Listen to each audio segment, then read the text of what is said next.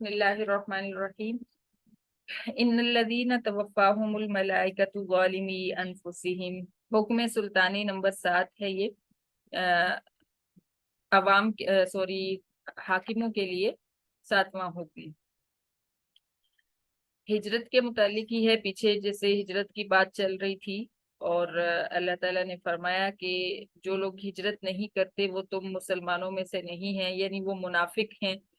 और ऐसा ही हुआ, जिन्होंने हिजरत नहीं की थी आप सल्लल्लाहु अलैहि वसल्लम के साथ, वो जब जंग हुई तो उस जंग में कुफारे मक्का की तरफ से उन्होंने शिरकत की।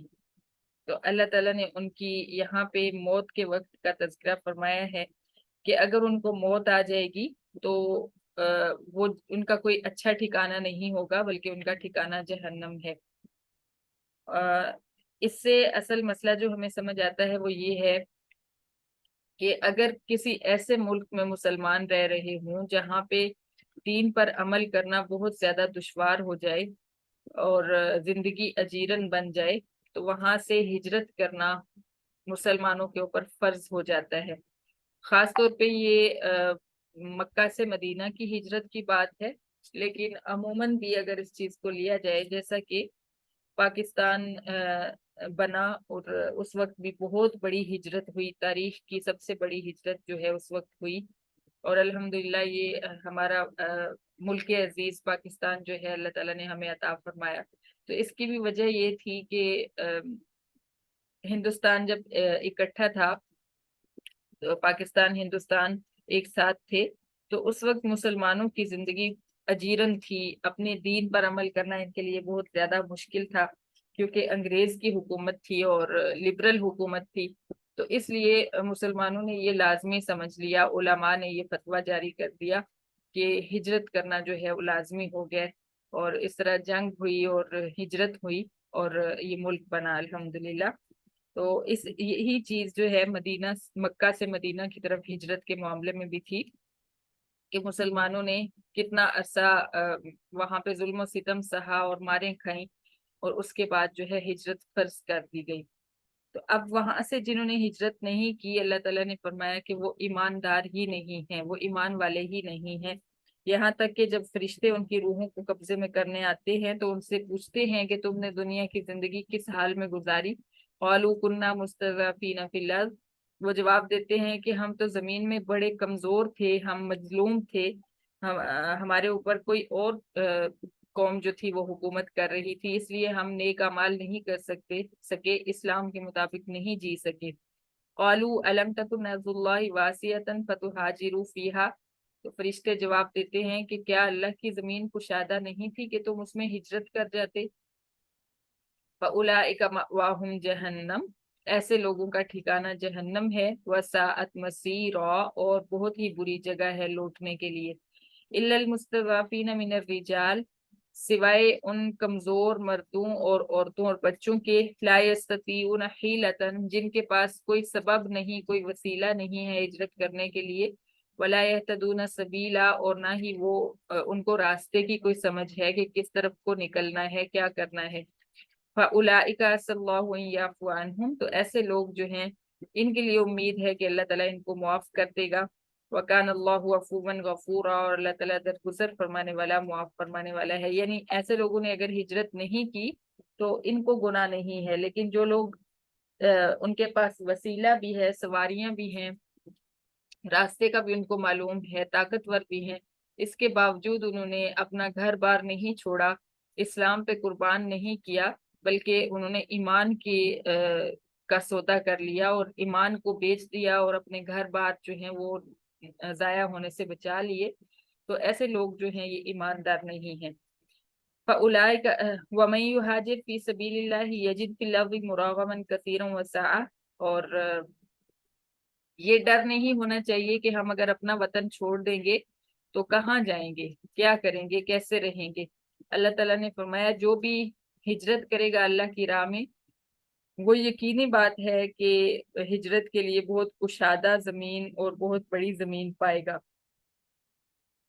अभी भी शाम और इराक, ईरान, इराक और इस तरह के जो ममालिक हैं, फलस्तीन है, यहाँ से मुसलमान हिजरत करते रहते हैं थोड़े छोटे छोटे पैमाने पे। कुछ लोग तुर्की चले जाते हैं, कुछ किसी मुल्क में, कुछ किसी मुसलमान मुल्क में पनाह ले लेते हैं जाके। तो मुसलमान ममालिक जो हैं वो उनको बड़े अच्छे तरीके से पनाह देते हैं। जैसे यहाँ पे भी पाकिस्तान के अंदर कुछ लोग पहले से आबाद थे, तो ऊपर से जो फिर हिंदुस्तान से हिजरत करके लोग आए, उन लोगों को यहाँ के मुसलमानों ने पनाह दी, अपनी जमीनें दी, अपनी जायदादें दी। कुछ यहाँ से जो हिंदू छोड़ के गए थे उनकी जायदादें हुकूमत ने उनको दे दी। तो इस तरह उन्होंने बड़े अच्छे तरीके से यहाँ पे आके जो है अपनी जिंदगियां गुजारनी शुरू कर दी।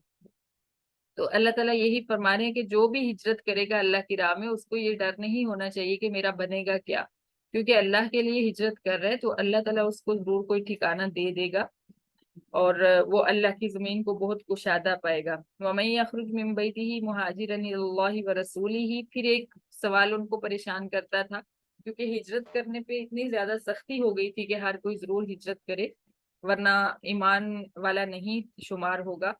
तो एक सवाल परेशान करता है कि अगर सफर में निकलते हुए रास्ते में कोई फोत हो गया तो उसको किस जुमरे में समझा जाएगा, क्या वो ईमान वाला होगा या फिर वो काफिर समझा जाएगा, नाउजुबिल्ला।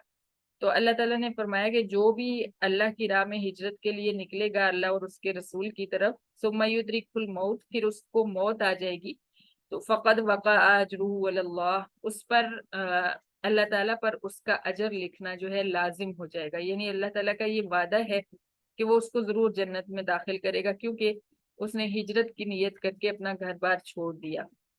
वकान अल्लाहु गफूर रहीमा, और अल्लाह ताला बख्शने वाले रहम फरमाने वाले हैं। वइज़ा ज़रबतुम फिल अर्ज़ि फलैसा अलैकुम जुनाहुन अन तक़्सुरू मिनस्सलाह, ये 8वां हुक्म सुल्तानी है और इसमें नमाज कसर का बयान है।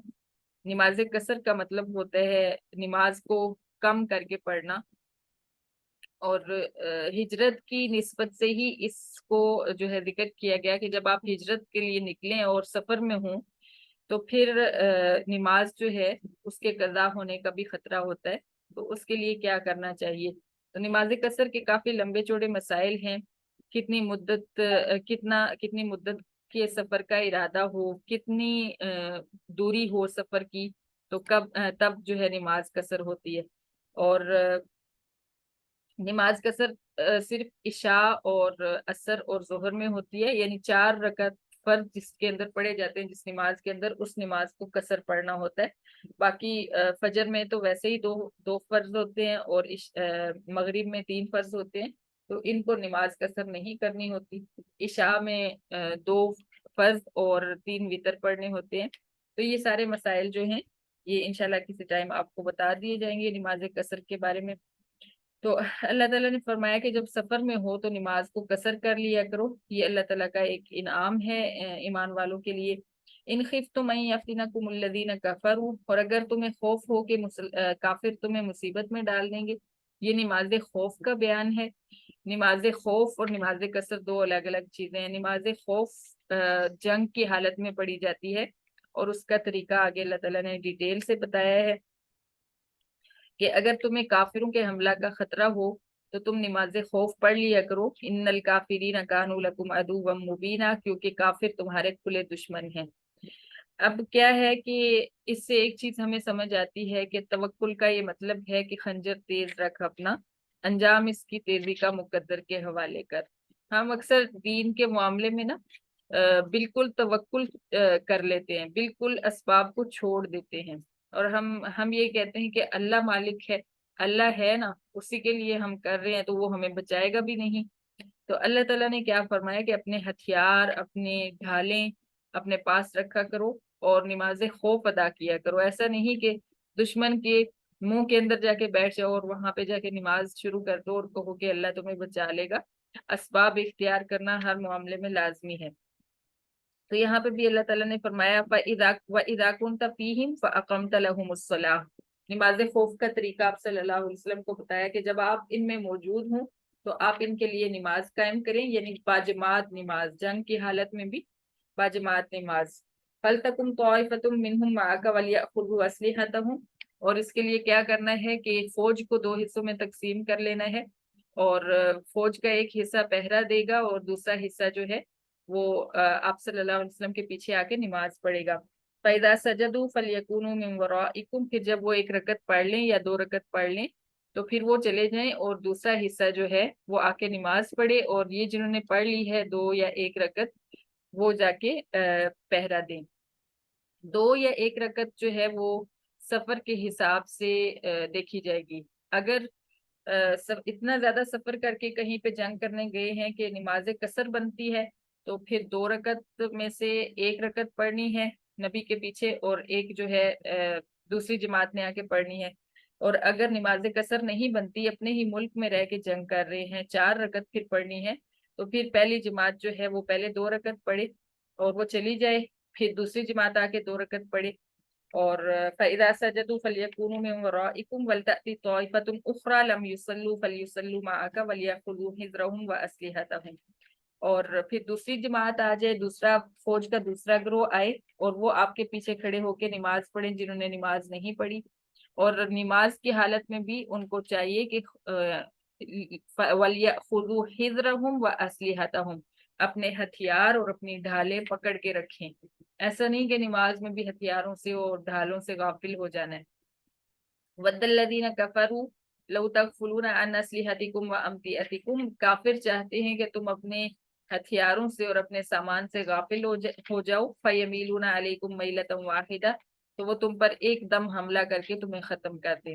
یہ ایک جنگ کے اندر ایسا ہوا تھا کہ جب مسلمانوں نے ایک نماز پڑھی تو کافروں نے ان کو دیکھا کہ یہ تو سارے کے سارے نماز میں کھڑے ہو گئے اور میدان انہوں نے خالی کر دیا ہے، تو انہوں نے آپس میں پلان کیا کہ اب جب یہ دوسری نماز پڑھیں گے، دوسری نماز کا وقت آئے گا تو ہم ان پہ حملہ کر دیں گے۔ اس سے پہلے ہی اللہ تعالیٰ نے وحی کے ذریعے یہ بتا دیا کہ کافر اس طرح کی پلاننگ کر رہے ہیں، تو نماز خوف پڑھنے کا اللہ تعالیٰ نے طریقہ بتا دیا۔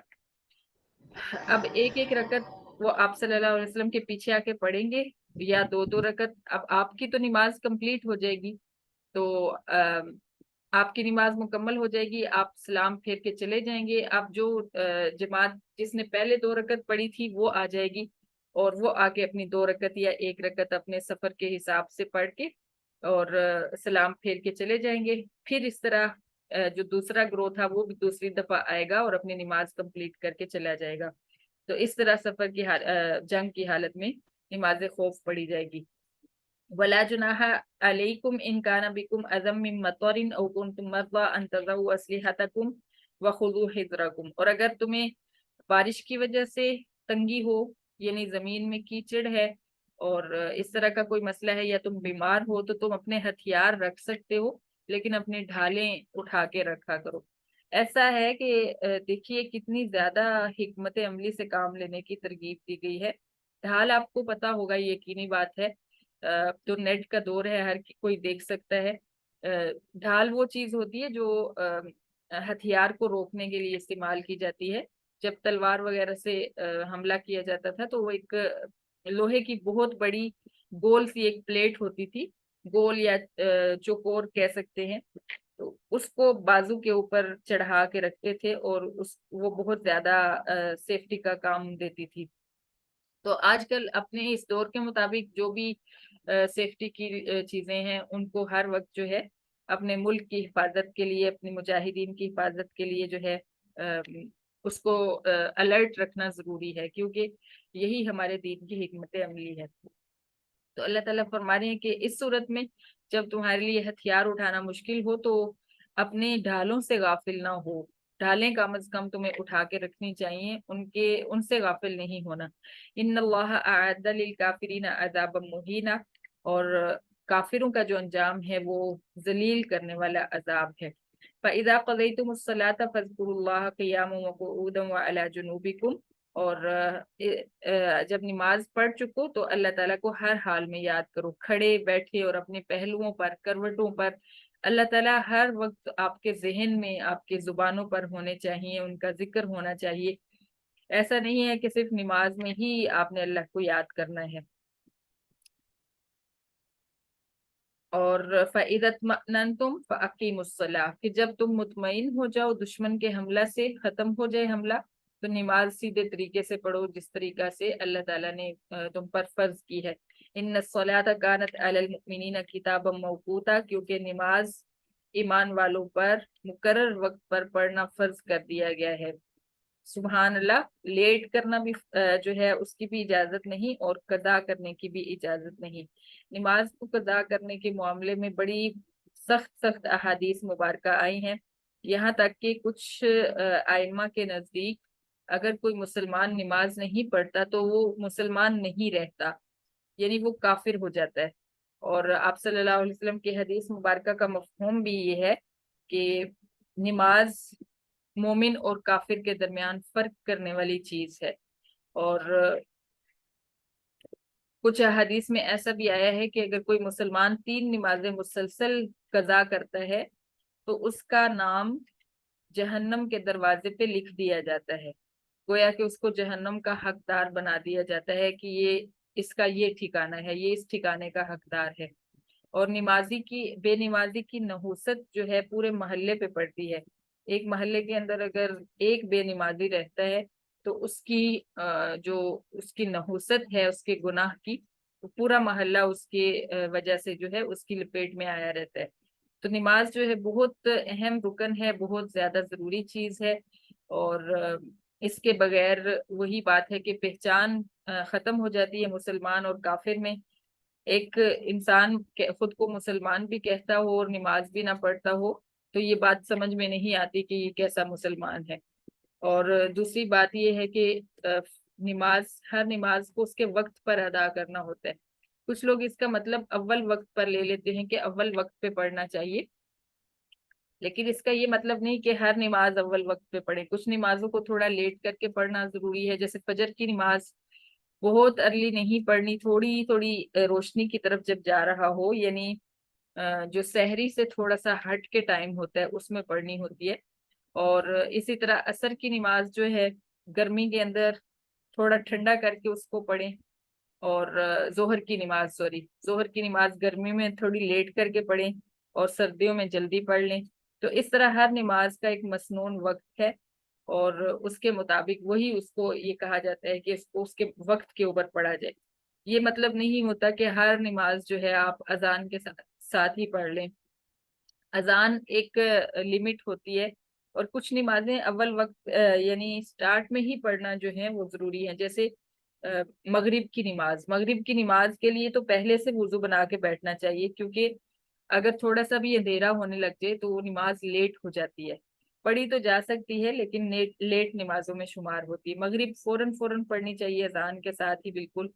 اور باقی نمازیں جو ہیں، ظہر کی نماز گرمی میں تھوڑی سی ٹھنڈی کر کے پڑھنی چاہیے، یعنی آپ 2 بجے کے بعد پڑھیں، ایسا نہیں کہ آپ 12:30 1 بجے پڑھ لیں۔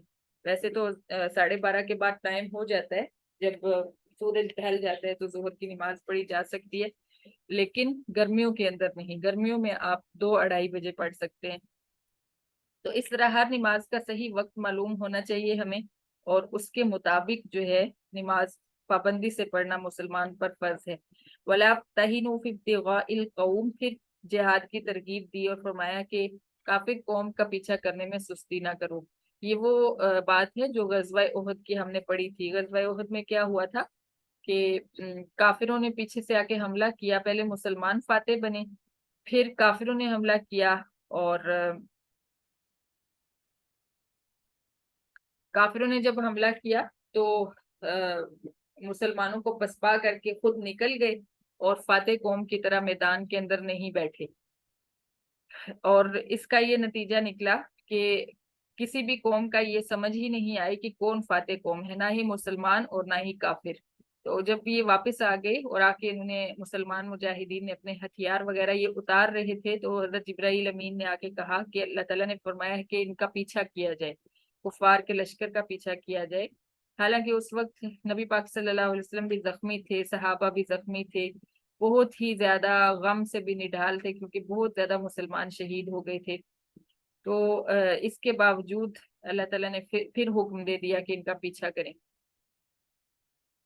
اس وقت مسلمانوں کے لیے مشکل ہو رہا تھا نکلنا، تو اللہ تعالیٰ نے یہ آیت نازل فرمائی اور فرمایا کہ کافر قوم کا پیچھا کرنے میں سستی مت کرو، ان تکونوا تعلمون فإنهم یعلمون کما تعلمون، کیونکہ اگر تم زخمی ہو تو وہ بھی زخمی ہے جیسا کہ تم زخمی ہو، تو اس لیے اگر تمہارے اندر کمزوری ہوگی ان زخموں کی وجہ سے تو ان میں بھی بہت ساری کمزوری ہوگی، وہ تو بہت زیادہ بزدل ہو چکے ہوں گے اور چاہ رہے ہوں گے کہ اب ان کے اوپر کوئی بھی حملہ نہ کرے، تو اس حالت میں تم جا کے حملہ کرو گے تو تم یقیناً فتح پاؤ گے۔